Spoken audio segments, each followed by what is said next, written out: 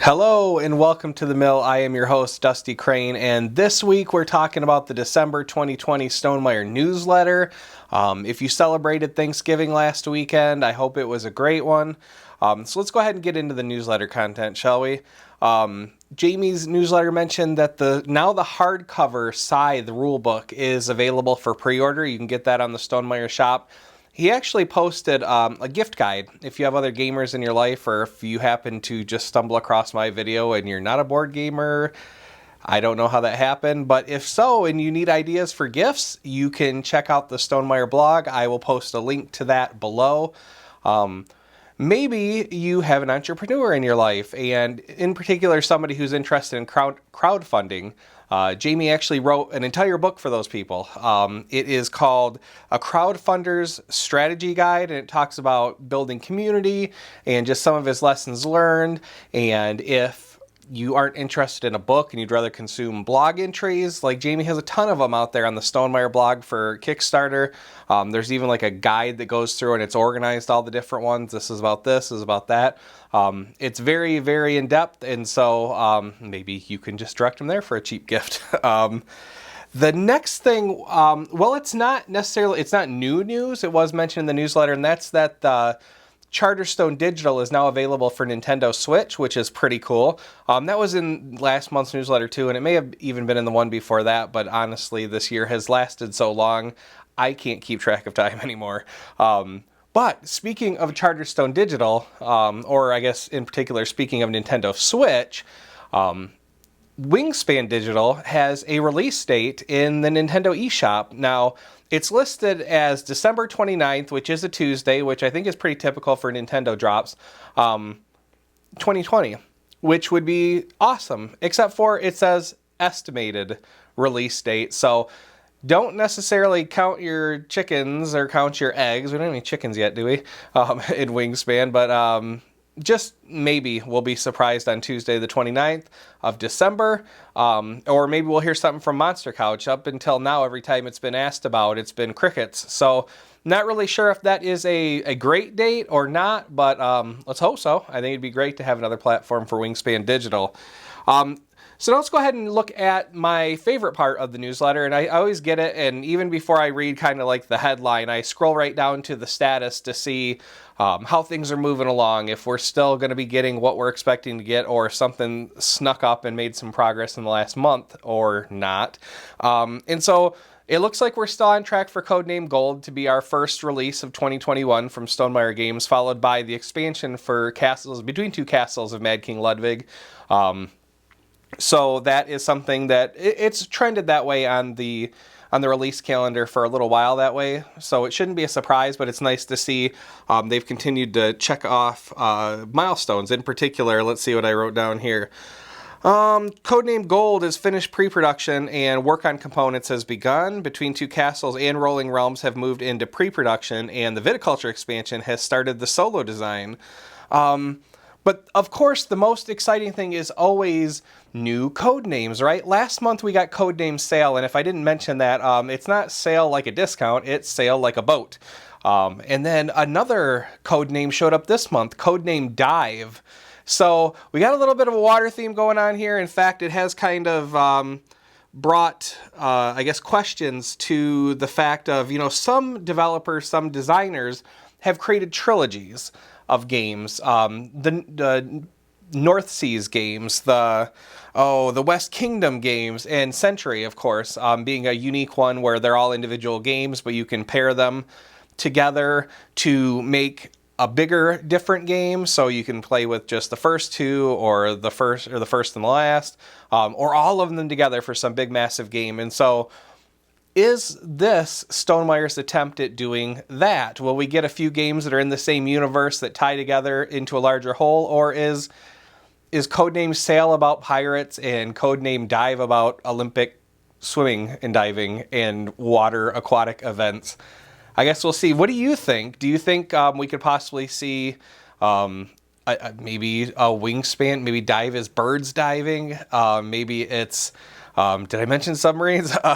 I guess all kinds of different ideas. Do you have anything based on hints that Jamie has given? Or if there's something fishy about his interest lately or in the last 6 months where you're like, he's probably going to do a game about this? Because if you've looked at in the past, like a lot of the stuff that he's kind of talked about has worked its way into other games in one way or another. And when I originally jotted that down, I had a great example and it's completely slipped my mind. So if I think about it, I'll put it in the comments. But I'm excited to see another title in development from Stonemaier.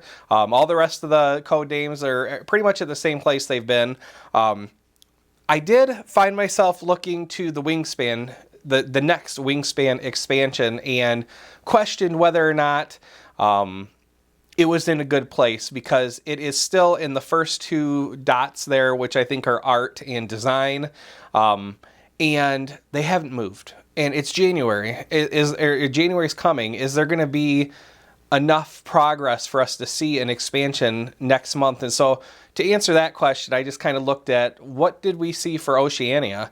And I'm happy to say that even as of January 2020, Wingspan Oceania was still in the exact same position.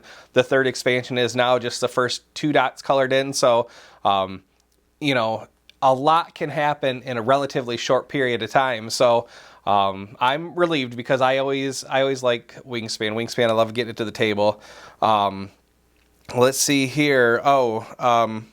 You know, I was debating whether or not to bring this up in this episode or maybe break it off into another episode, but I'll go ahead and start it here. And if we end up having a good discussion in the comments, I will go ahead and do something a little bit longer. But there's been a lot, as Wingspan Oceania has started to show up at more and more tables.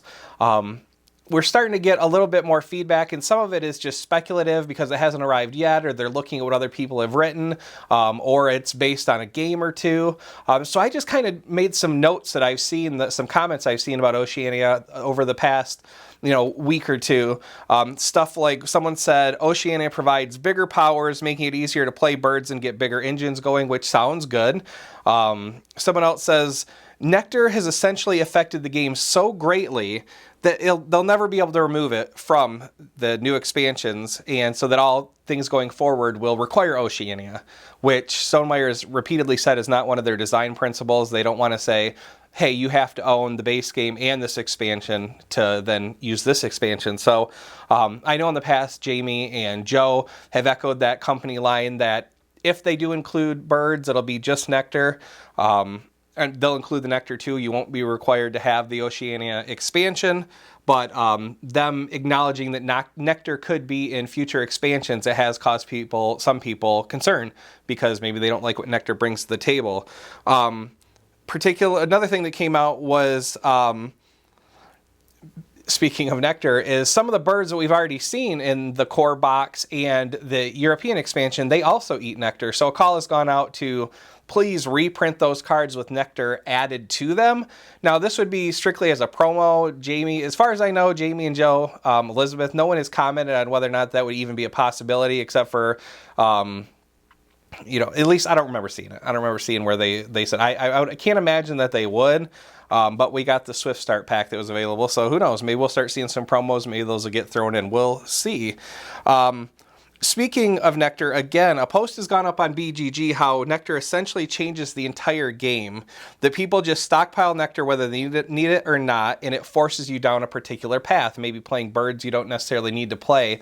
And I thought that was kind of an interesting take on it, because I do think that if there is Nectar in the bird feeder and you have an opportunity to pick up some, that you do maybe consider reordering things to get that Nectar, but I don't think you're necessarily going to be making a smart choice if you just, every time Nectar shows up, that you decide to take that gain food action, because the Nectar goes away at the end of the round. It's ephemeral. It is here today and gone tomorrow, and at the end of the round, it's gone. So I do think that people maybe overstated a little bit in terms of, if you get it, you have to use it. And of course, you're incentivized to use it because of the 5 and 2 Nectar spent bonuses for each habitat.